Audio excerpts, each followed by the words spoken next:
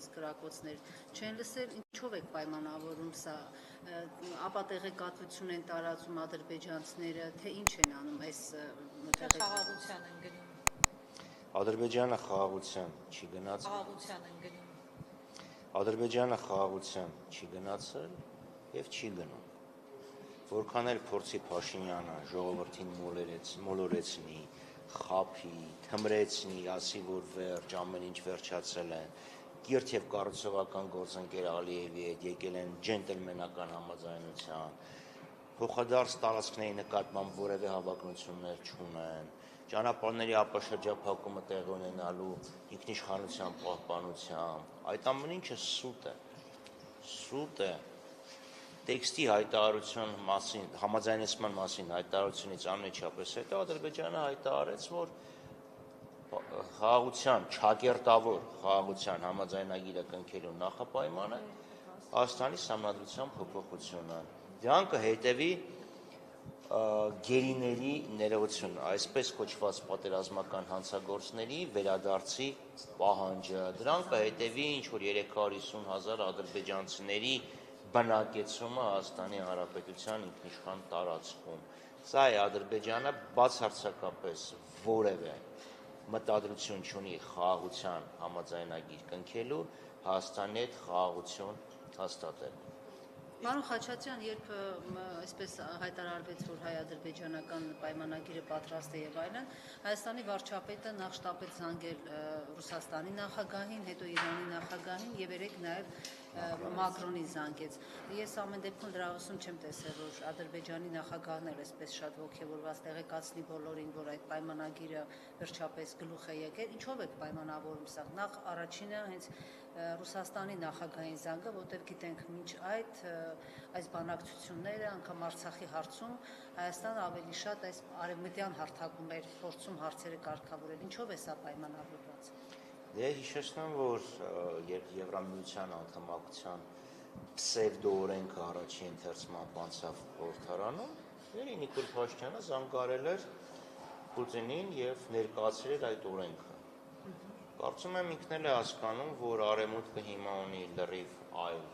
առաջնահերթություններ։ Տեսեք, Բայդենի ադմինիստրացիայի վերջի օրերին այս իշխանությունները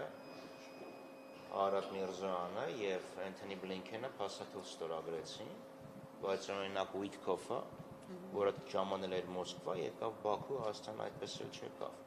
Իրենք են հասկանում, որ Արևմուտքը մի քիչ այլ առաջնահերթություններ ունի հիմա։ Եվրոպան ինքն է փորձում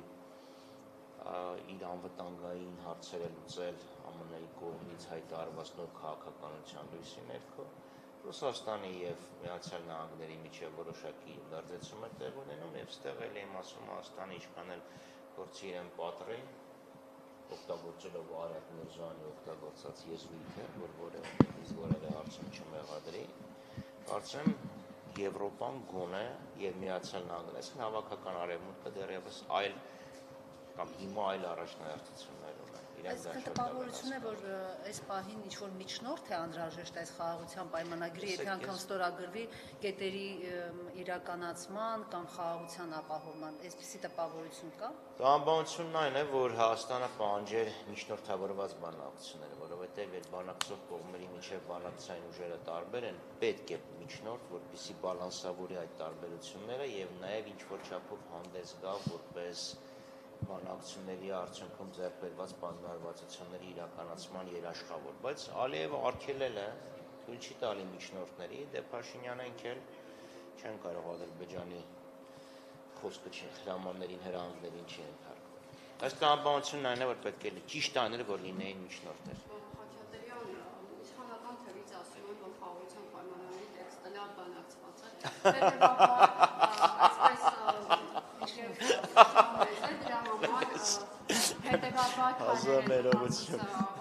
հետևաբար Ադրբեջանը այս տեղեկատվական սադրանքների միջոցով փորձում է հետաձգել խաղաղության պայմանագրի ստորագրումը։ Ինչ առիթ կա այս պահին Ադրբեջանը նման քայլի գնալով։ Արդյոք դուք տեսնում եք, որ հնարավոր է այսպես հող է պատրաստվում, նախապատրաստում ռազմական գործողությունների կամ էսկալացիայի, թե սա ճնշում է ատենցիալ պահանջները կատարելու համար։ Վերջից սկսեմ երկուսն էլ։ Այսինքն ինչ նշանակում լավ բանացված փաստաթուղթ է։ Հայաստանը առաջարկներ է ներկայացնում, Ադրբեջանը ոչ մի առաջարկ չի համաձայնվում, ինքը պահանջներ է ներկայացնում, այս իշխանությունները համաձայնվում են։ Վերջի երկու կետերը, որ մի քանի ամիս ձգվում էին, Հայաստանը համաձայնվեց հանկարծ։ Այսինքն եթե այդքան լավ բաներ Ադրբեջանը առաջարկում, բան չի են երկարաձգում, դու վազելով միանգամից համաձայնվեին, էլի։ Այսինքն կսկծու փառքաստու, հա, ի՞նչ է դա նշանակում։ Սա խայտարակ թուղթ է, Ադրբեջանի բոլոր պահանջները մեջն են, Հայաստանի որևէ խնդրանք, աղերս, աղաչանք, պաղատանք հաշվի առնված չի։ 4 ժամ Մարատ Միրզոյանը ուրբաթ առավոտյան 4-րդ հարկում էր։ 4 ժամ։ Բազմաթիվ անգամ հարցեր տվեցինք, լավ, մի կետ նշի, որ Հայաստանը առաջադրել է, մի կետ, որ այդ Ադրբեջանը համաձայնվել է։ Իսկ այդ դեպքում ոգևորությունը իշխանությունների Որովհետև այս իշխանությունները մի խնդիր ունեն։ Ցույց տալ, որ իրենք հաջողացել են ապահովել իրենց նախընտրական առաջարկը, խոստումը։ Իսկ իրանք ինչ էին առաջարկը, ինչ են խոստացել։ Խոստացել են խաղաղություն։ Հիմա Նիկոլ Փաշինյանին պետքա թղթի կտոր, մի հատ թղթի կտոր, որի վրա ուղղակի այդ խաղաղություն բառը լինի, որ գնա ընտրությունների ասի ժողովուրդ, ես ձեզ խաղաղություն եմ բերել։ Ճիշտ այնպես, ինչպես արեց Չեմբերլենը, որը աշխարհի վրա որի սխալ քաղաքականության արդյունքում աշխարհը ամենամեծ պատերազմի մեջ մտավ։ Հիմա մենք իհարկե այդպես ակնկալիքներ չունենք, բայց Նիկոլ Փաշինյանի այդ սխալի պատճառով դրա անդրադառնալով ձեր հարցի վերջին, այո, Հայաստանը կանգնելու է նոր եւ ավելի աղետալի պատերազմի առաջ։ Դա բաց ներողություն, բացառապես ներքաղաքական խնդիր է։ Եվ Ադրբեջան հայտարարությունը, որ Ադրբեջանի հայտարարությունը, որ նախապայման է սահմանադրության փոփոխություն, այնուհետև առնվազն 2 պահանջ էլի կներկայացնեն։ Այսպես կոչված ապառազմականացումը 4-րդն է։ Գրակոչները հետ են ինքը ցույց է տալիս, որ չես սանով չես պրծել։ Դու դեռ պետք է տաս սա։ Այս իշխանությունները ստեղծված իրավիճակների համար adekvat լուծումներ չունեն։ Որևէ լուծում չունեն։ Տալ, լավ ինչքան տալ։ Որն է Ադրբեջանի կարմիր գիծը։ Լավ, իրան գնացել են անվերապահ կապիտուլյացիայի այս իշխանությունները։ Նույնիսկ չկա էլի, լավ, էլ կարմիր գիծը էլ որն է։ Պատասխանը հետևյալն է, որ այն ինչ գրված է խաղաղության պայմանագրում, դա միայն փոխադարձության սկզբունքով, այսինքն այն ինչ Հայաստանին է, նույնը վերաբերվում է նաև Ադրբեջանին։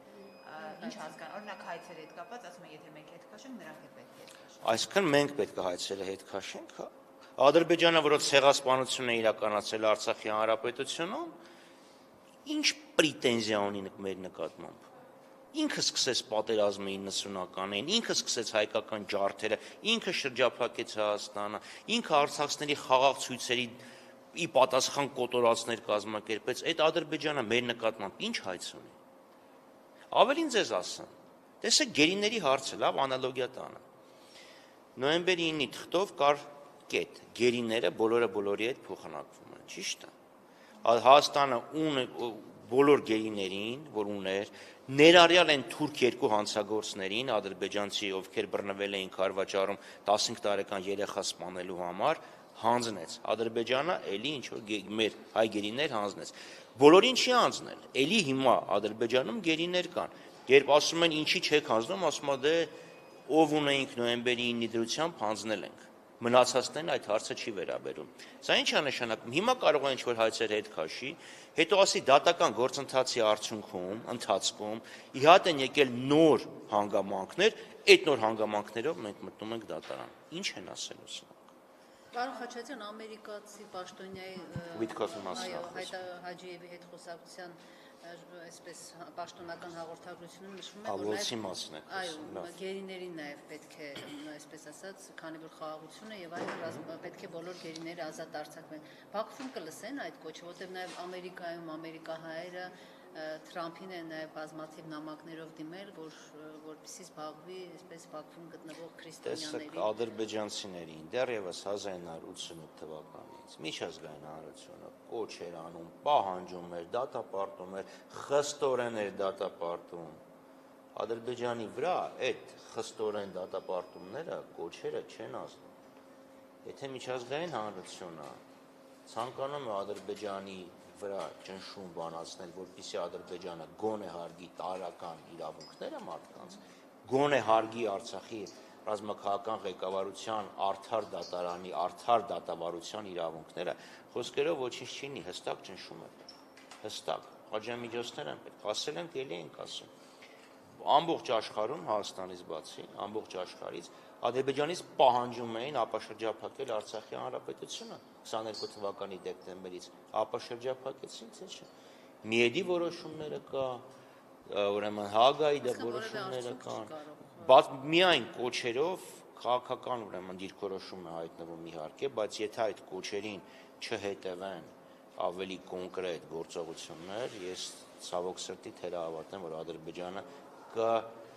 ականջալուր կլինի այդ կոչերին։ Տեսեք, Ուիտքոֆը Մոսկվայից գնաց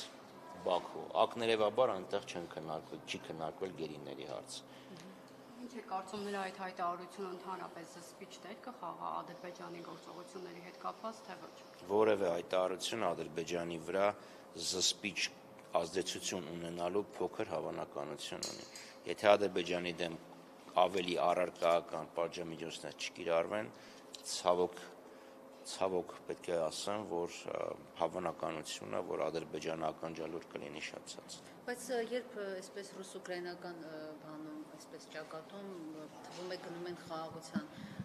ռիսկ կանեն, այսպես ասած, այդ թուրք-ադրբեջանական տանդեմը թեկուզ իրենց ինչ-որ շահերի համար այստեղ այսպես նոր բան ստեղծել։ Դե իրանք ինչ են ասում են կրակոց եղավ, մենք էլ պատասխանեցինք։ Առավոտ 9:30 Reuters-ը այդ ադրբեջանական ապատեղեկատվությունը հրապարակել է։ Հա, ճիշտ է, գրել է, որ Հայաստանը մերժում է, բայց հովերնագիրը դա է։ Քարոզչական ֆոն են ստեղծում եւ հետո։ Այսինքն նույնը եղավ թե 2016 թվականի ապրիլին, թե նույնը եղավ 2020 թվականի սեպտեմբերին, նույնը եղավ 2023 թվականի սեպտեմբերին, թե իբրև հայկական կողմն է կրակել եւ Իսկ Թրամփի բանագնացը եւ Բաքվի գնացը եւ Թրամփի հայտարարությունը, որ ամեն ինչ պետք է անենք պատերազմը, որպեսզի տարածաշրջանը չլինի, ամեն դեպքում Միացյալ Նահանգները չունի գործիքակազմ, որ ասում են չեն կարող Ադրբեջանին զսպել, եթե ցանկանան։ Ադրբեջանը հայտարարում է հայերը կրակել են, մենք էլ չենք պատասխանել, բայց եթե շարունակեն կրակել, կլինի պատասխան։ Դե դիտորդները 40 քանի հոգի են ընդամենը, այն բանը այնտեղ չի եղել, հա, հենց դիտորդները գնացել են, Հայաստանը էլ չի կրակել։ Ով ասում, դիտորդները սահմանապահ չեն, ամեն քառակուսի։ Որ անվտանգության երաշխավորեն ինչի են հետ քաշում։ Աշխարհում ոչ մի խաղաղության պայմանագիր չի կանխել հաջորդ պատերազմը։ Չի կանխել։ Յուրաքանչյուր պատերազմին նախորդել է մի խաղաղության պայմանագիր, որը ավետել է խաղաղության դարաշրջանի մեկնարկը։ Խաղաղություն կարող է երաշխավորի ուժեղ բանակը, ճկուն դիվանագիտությունը եւ կայուն տնտեսությունը։ Ցավոք սրտի Հայաստանը ոչ ուժեղ բանակ ունի, ոչ ճկուն դիվանագիտություն ունի, ոչ էլ կայուն տնտեսություն։ Շատ կցանկանայի, բայց չեմ հավատում։